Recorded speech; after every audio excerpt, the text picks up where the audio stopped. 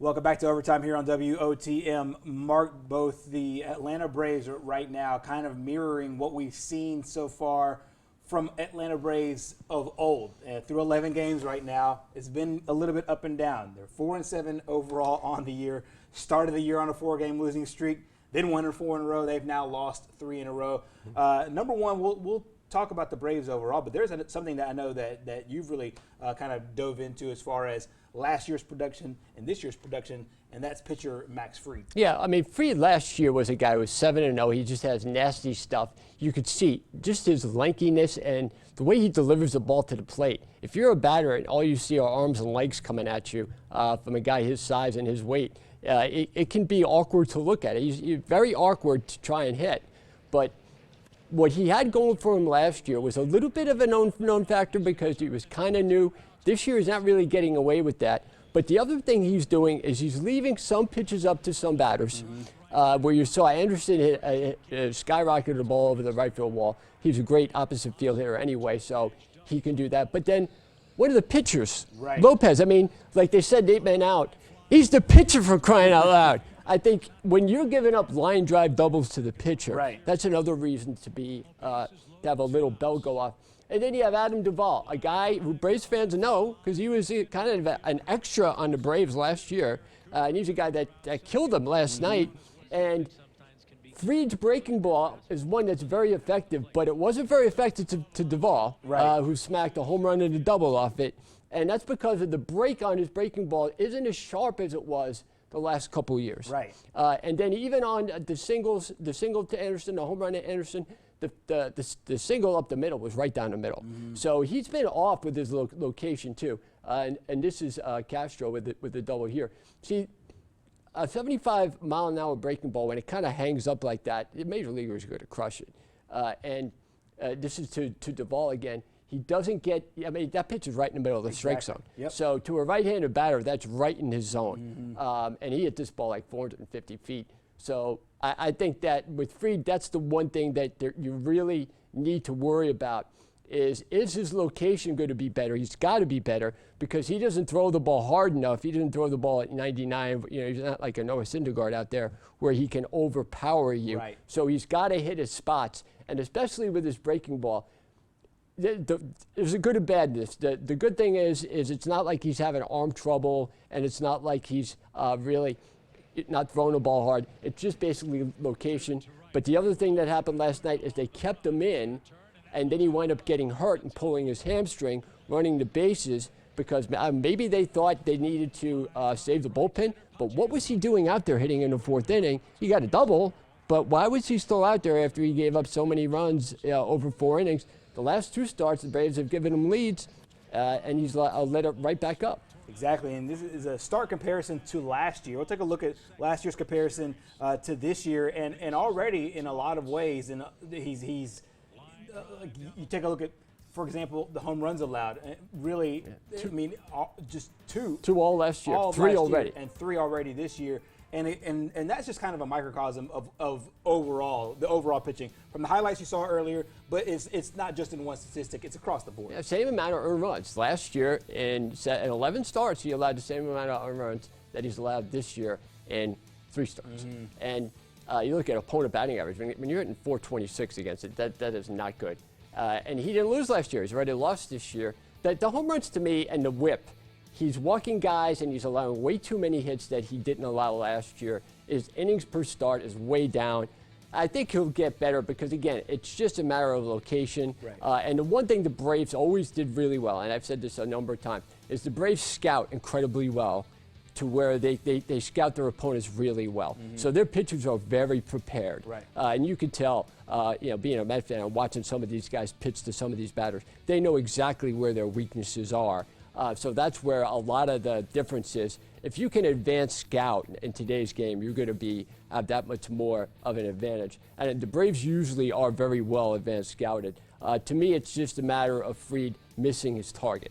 Offensively, one of the guys that you spotlighted is Ronald Acuna. And he's a guy that struggled early in his first 3 games, but my goodness, he's really cut it on here. And he's kind of been the main cog offensively where, obviously the Braves last year, you could rely on Acuna, you can rely on of course, Freddie Freeman. And this year, Acuna has really kind of figured it out a little bit earlier than probably in years past. Yeah, as they're kind of waiting for some of these other guys, you know, Swanson, Ozuna, Albies, they're starting to come out of it a little bit. You saw Ozuna hit the ball. I mean, he had one cheap hit last night, but he had a home run in the first inning, kind of got them off to the good start. Albies is starting to sting the ball well. He had a homer last night.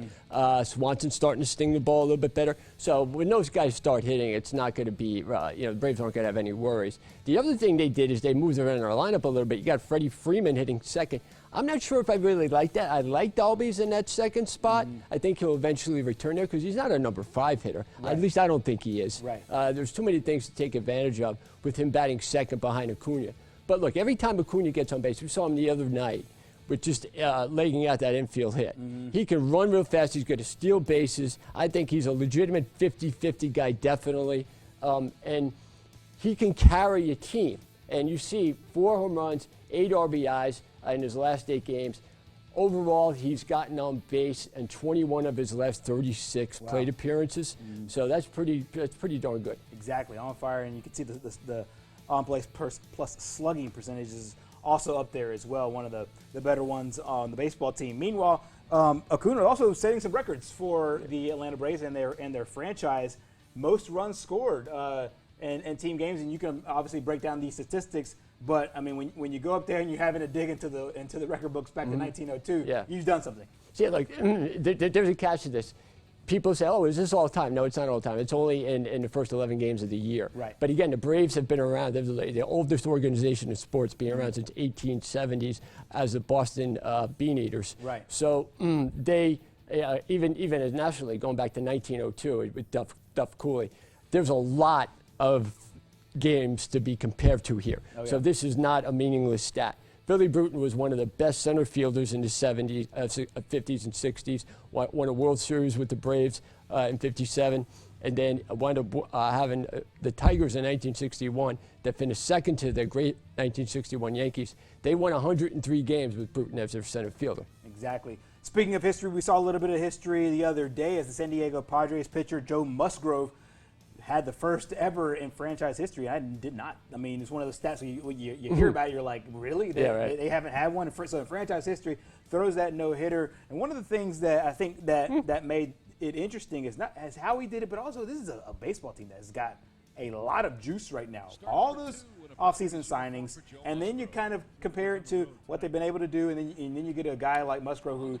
who has come in, been a serviceable player, but obviously came away with a gem, and he's been on fire here too. They got him in a 3-way trade with the Pirates. He kind of had a nondescript major league career before that. And when you think of the Padres, you think of their offensive power. You think of Fernando Tatis. You think of Machado, and then even you think of some of the other pitchers that they got in the offseason. You don't think of Joe Musgrove, but he finished off last season incredibly well in his last 2 starts. He's carried that into this year. He has a current streak of 31 consecutive scoreless innings. And to me, these numbers in these last 4 starts are Sandy Koufax-esque. They are very, very dirty for a guy in the major leagues going against major league players, and especially a guy who kind of figured this out 4 or 5 years into his career. Right, exactly. And Musgrove has really, like you said, turned it on here as compared to his first 6 starts to his last 4 starts. We'll take a look at those. Since 2020, you mentioned that he ended the season last year really, really hot, and he's gotten off this year where, like you said, you mentioned a name that I think a lot of people put in baseball lore, and Sandy Koufax, and he's right up there with him as far as production on the mound. But you look, he's 6 for 93 holding batters, 6 to 93 as far as hits and at bats. A whip of .29, 39 strikeouts and 2 walks. No earned runs allowed.